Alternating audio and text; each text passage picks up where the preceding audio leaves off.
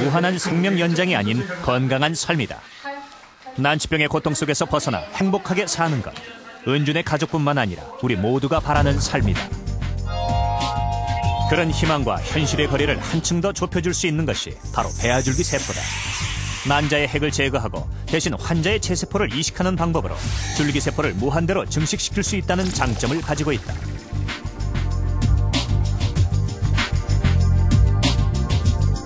뿐만 아니라 배아줄기 세포는 환자 골수 등에서 추출한 성체줄기 세포와는 달리 신경세포, 심근세포, 혈관세포 등 모든 세포들로 분화할 수 있는 능력을 가지고 있기 때문에 보다 다양한 난치병 치료의 가능성을 가지고 있다.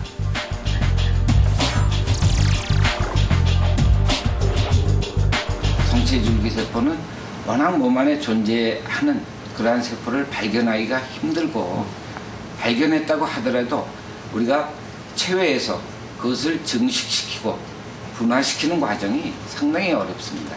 또 이것을 우리 몸에 이식하는 방법에 대해서도 아직 많은 논란이 있는 것입니다. 그렇기 때문에 성체줄기세포와 배아줄기세포는 상호 보완적인 의미가 있습니다. 그래서 저는 성체줄기세포와 배아줄기세포는 동시에 연구가 진행돼야 한다고 그런 생각을 갖고 있습니다. 체위에서도 무한대로 증식이 가능하고 다양한 세포로 분화 능력이 뛰어난 배아줄기 세포.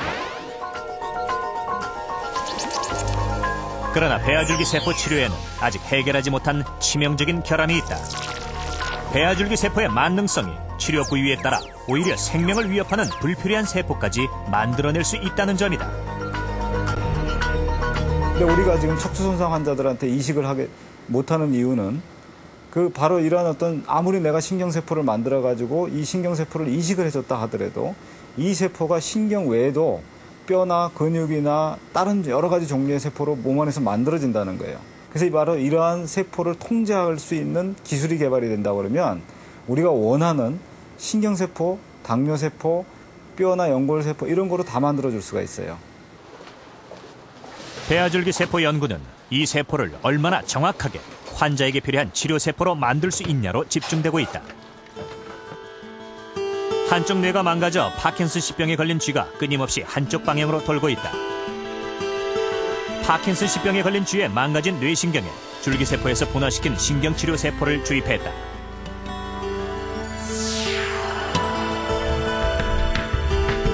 쥐의 뇌 속에 들어간 신경치료세포는 활발히 움직이다가 세포 분열을 통해 개수를 늘려가기 시작한다. 증식한 신경돌기는 뻗어나가 서로 연결되고 손상됐던 신경 조직은 정상적으로 회복하게 된다. 신경치료 세포를 주입한 지 한 달 뒤 파킨슨씨병에 걸린 쥐는 반복적으로 돌던 것을 멈추고 정상적인 상태로 돌아왔다. 한번 손상된 신경세포도 줄기세포로 되살릴 수 있다는 것이 동물 실험에서 입증되고 있는 것이다. 저희는 그 연구 역량을 모두 이 줄기세포 연구에 바쳐서 우리가 그 초기 단계 인간의 발달에 관여하는 유전자라든가 또는 신약 개발에 사용할 수 있는지 여부에 대한 산업화의 방향도 생각하고 세포 치료도 생각하고 있습니다. 그렇지만 제가 강조해서 말씀드리고자 하는 것은 이것은 현재 의학이 아닙니다. 우리 미래의 후손들을 보고 하는 연구이기 때문에 국민들께서 또는 연구자들께서는 한 스텝 한 스텝 천천히 내실을 기하면서 완성해 가는 것이 줄기세포 연구의 바른 방향이라고 생각하고 있습니다. 우리 몸은 약 6조 개의 세포로 이루어져 있는데요. 그중 가장 많은 것이 바로 혈액을 만드는 혈장세포입니다. 이 혈장세포에서 만들어진 피는 1분에 한 번씩 이 심장을 통과해서 우리 몸에 노폐물을 걸러주고 영양분을 전달하죠. 우리의 왼쪽 가슴에서 뛰고 있는 심장이 생명과 직결되는 것은 이런 이유 때문입니다. 이 심장에 혈액을 공급하는 혈관이 관상동맥인데요. 이 혈관이 굳으면 노폐물이 쌓이게 되고 피의 흐름이 원활치 못하게 됩니다. 그 결과 심장이 멎게 되는 치명적인 상태가 되는 거죠. 최근 급격히 늘고 있는 협심증, 심근경색, 돌연사 등이 그것입니다. 이 통계청에 따르면 관상동맥 질환으로 인한 사망자가 89년에는 인구 10만 명당 9명이던 것이 2003년에는 24.6명으로 무려 3배 가까이 증가한 것으로 나타났습니다.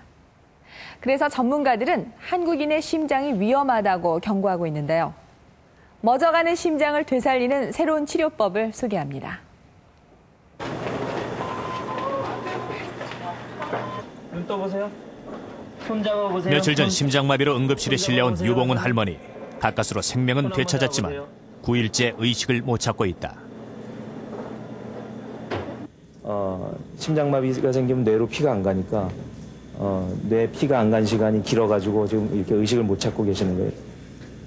유봉훈 할머니는 심장마비로 신부전까지 얻었다. 심장마비는 뇌뿐만 아니라 다른 장기까지 위협했다.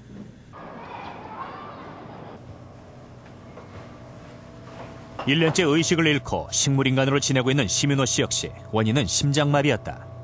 저녁 식사 후 숨쉬기가 힘들어 이상하게 여기고 서둘러 병원으로 갔지만 가던 차 안에서 심장이 멎은 것이다. 여기 도착된 지가 몇 분 됐습니까? 이거 참 묻더라고요. 그래서 저는 굉장히 시간이 많이 간 걸로 알고 있었어요. 그래서 한 10분 됐을 거라고 막 그랬어요.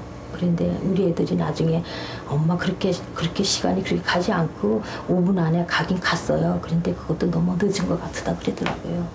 정신 차려. 정신 차리고. 정신 차리고 빨리 일어나. 예? 일어나갖고. 인생에서 5분은 너무나 짧은 시간이지만 심장마비 환자에게는 생과 사가 결정되는 황금 같은 시간이다. 발생 4분 후면 뇌조직이 괴사하고 6분이 경과하면 사망에 이르는 심장마비. 심장마비 환자의 생명과 건강은 바로 신속한 심폐소생술에 달려있다.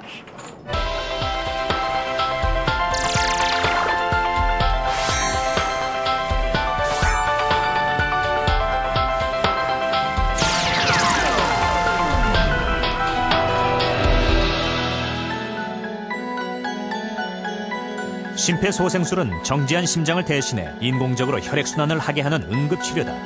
그래서 심장에 일정한 압력을 가해 정지한 혈액 공급을 다시 순환시키는 것이 급선무다. 아래쪽에다가 핸드를 이렇게 그러고서 이제 심폐소생술로 얼마나 많은 혈류량을 유발하느냐에 따라 환자의 생명과 예후가 결정되기 때문이다. 그렇다면 박동이 멈춘 심장에서 혈류는 어떻게 유발되는 것일까? 심장 혈류는 가슴을 압박하면 심장이 수축되면서 피가 심장 밖으로 나갈 때 발생하는데 압박하는 횟수에 영향을 받는다. 또 하나는 가슴이 눌리면서 가슴 안에 압력이 올라가 심장 밖으로 혈류가 흐르도록 하는 흉강 펌프의 원리다. 현재 심폐소생술 방법으로 가슴을 누르게 되면 가슴이 눌리면서 가슴이 옆으로 넓어지는 현상이 생겨가지고 가슴 안에 압력이 올라가는 현상이 상쇄됩니다. 그래서 혈류량이 우리가 생각하는 것만큼 많이 유발되지가 않습니다. 심폐소생술에서 가장 중요한 것이 혈류량이라는 것을 파악한 황성호 교수는 지난 1995년 연구 끝에 혈류량이 많이 유발되도록 하는 방법을 고안했다.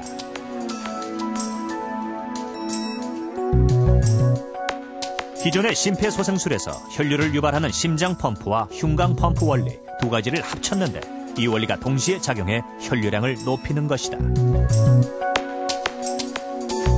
작동하는 그런 기전은 똑같습니다. 지금처럼 가슴 눌러주고 이 벨트로 가슴을 조여주고 하는 기전은 똑같은데 1년 뒤 황성호 교수는 동력장치가 없는 초기 모델을 손수 만든 뒤 2번의 보완을 거쳐 지금의 자동 심폐소생장치가 개발됐다. 2004년 9월 식약청에서 유용성을 검증받고 현재 8개 병원에서 사용되고 있다. 자동 심폐소생장치는 가슴을 압박하는 피스톤 외에도 벨트가 흉곽을 조일 수 있게 되어 있기 때문에 혈류 유발에 훨씬 더 효과적인 것으로 나타났다. 뿐만 아니라 일정한 간격으로 자동 압박하는 효과도 컸다. 또 환자 가슴을 압박하는 것에만 의존하는 기존 방식에 비해 자동 심폐소생장치는 관상동맥의 혈류량을 최대 3배 가까이 높였고 대동맥 혈류량은 2배 가까이 끌어올려 주었다. 그만큼 혈액의 흐름을 촉진시키는 효과가 큰 것이다. 동물 실험에서도 수동 심폐소생술보다 생존율이 3배 이상 높은 것으로 확인됐다. 현재 국내 심폐소생술로 생존율은